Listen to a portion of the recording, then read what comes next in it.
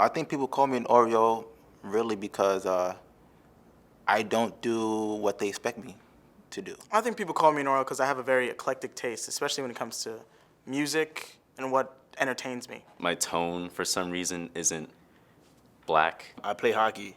A lot of people don't know that. They just assume that I play basketball or football because my shoulders are broad, but no. I'm not like every other black person that you've encountered. It's tall, skinny, lanky, braces, glasses, heavy book bag full of school crap in it. Whenever they hear me and then they see me in person, like, oh, I thought you were like a 23-year-old white kid.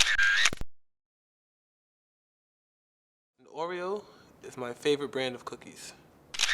Wonder if I gave an Oreo.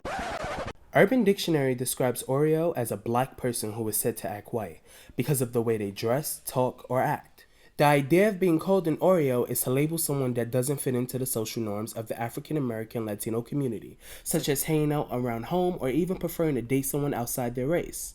If you speak proper, you're an Oreo. If you play anything other than basketball or football, such as skateboard or hockey, you're an Oreo. Even if you like pop, rock, or EDM music, well, you're definitely an Oreo. I was reading, and she was like, "Shut up, white boy," and I'm like, "What the hell?" I'm like, "You can't be talking to me, I'm black." And my friend was like, "I think she's talking about you." First time someone called me an Oreo, I felt insulted, man. It was my brother, and he would bully me literally all the time for everything I do. Like everything, nothing was accepted for him. I don't really consider my brother to be an Oreo. He would bully me literally all the time. It could be anything from what cartoons that I watch to I'm a big huge fan of Andre 3000, so I'm listening to like the Love Below album instead of messing with Big Boy album. I'm listening to Andre 3000. He's like, why you listening to that sissy stuff? And that's like PG-13 for what he really said.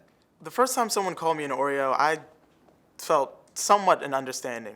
When I realized what it meant, it's kind of obvious, you're black, but you're white on the inside. I realized, my surroundings. I grew up around white people. I was one of few black people, so I understood where they could have gotten that from. Maybe my mannerisms or how I act. It comes from, how you grow up. I was kind of frustrated but curious because I didn't get it. Because up to that point, they only knew me through talking, because it was just through Xbox. So they hadn't seen me or met me in person. So here's what I don't understand.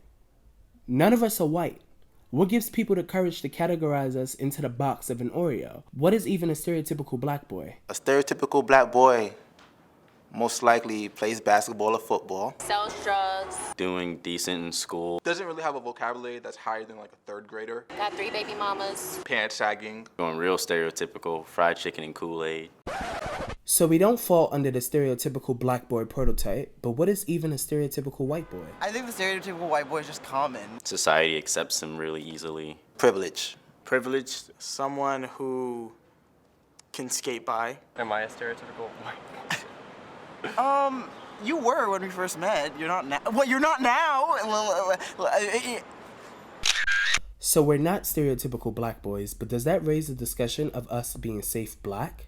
Safe is the amount of exposure that will cause no harm or damage. Does that mean we are individuals of color that wouldn't offend or make white people feel uncomfortable? I've had someone tell me that they thought I was mixed race. They thought maybe my mother was white.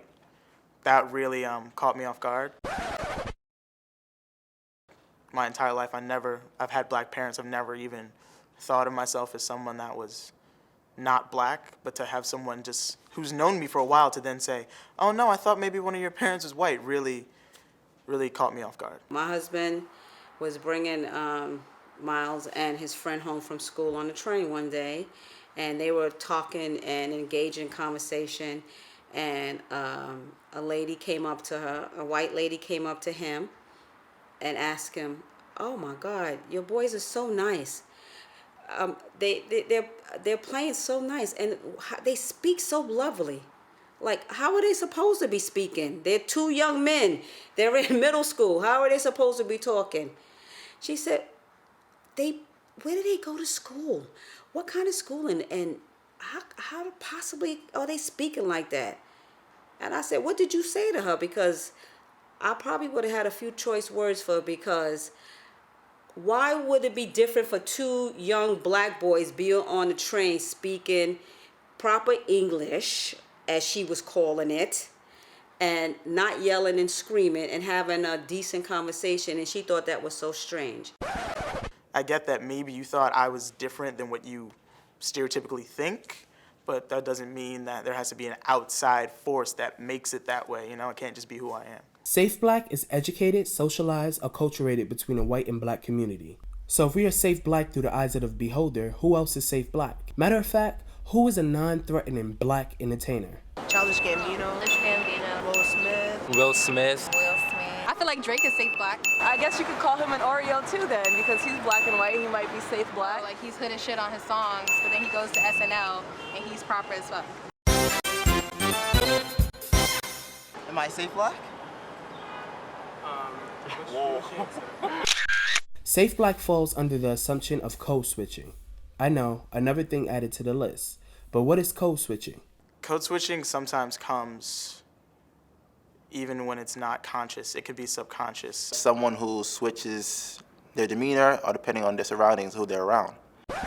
Do we sometimes code switch to fit in? I try to be the same person in any group that I'm with, because if I'm not, then what's the point of me even being in that group if they're not going to accept me for who I really am? I can obviously say that I've done that a few times. I code switch at times to make sure that people don't judge me, for sure. Like I said before, I just don't like feeling outcast. It's a very lonely feeling, you know. For an example, you could be at a party. I tend to party with a lot of Latin people, and being that I kind of have a little background in Spanish, Suavemente, bésame. They kind of automatically assume that I should be fully Spanish, so I try to play that role, as opposed to, you know, being the only black kid in the room. You know, yeah. In high school was probably when I did it most, because it was mostly like white and Jewish kids. So, you know, like my grade was like the most diverse, but even then it was maybe like 10 out of the 40 of us were black. So we pretty much gave you a rundown of an Oreo, but we didn't really explain to you how we felt when we were really called an Oreo. The person that called me an Oreo was black too, and then she was also an Oreo. I love you, you love me. So like it was just like kind of like our own little culture. Oreo is just something else I can just put in the bag of names people are calling me and just learn how to either deal with it, because like 9 times out of 10, most of the names I was being called were girls. Girls were calling me. Not surprised, but kind of just a little angry at people's ignorance. It messes with your self-esteem, and that just beats you in itself. Our aspirations in life are to be something different than the stereotypical black and Latino men we usually see. And instead of being praised by our community, we get made fun of because we are leaders, not followers. If having our own mind leads to us being called an Oreo, then what are you? Are you a follower or a leader? Do you dream of becoming a drug dealer or an entrepreneur? What are your goals rather than the stereotypical goals that get put upon black and Latino men? Right. You don't know. You're confused. But I tell you one thing, we'd rather be called Oreos than the stereotypical black and Latino men you usually see.